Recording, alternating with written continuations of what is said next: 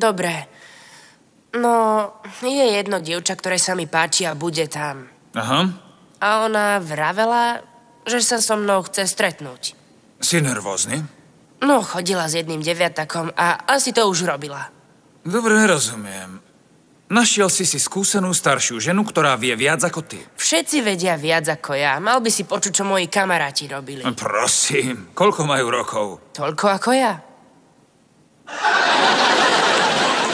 To je? 14. Príšerný vek.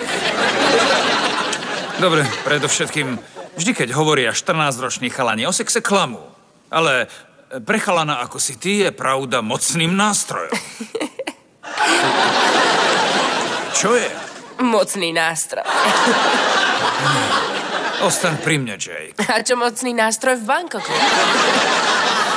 Jake, snažím sa ti tu povedať, že pravda môže byť na tvojej strane. Aká pravda, že neviem, čo robím? Áno, hraj na silné stránky. V tvojom prípade ignorancia. Pozri, predvediem.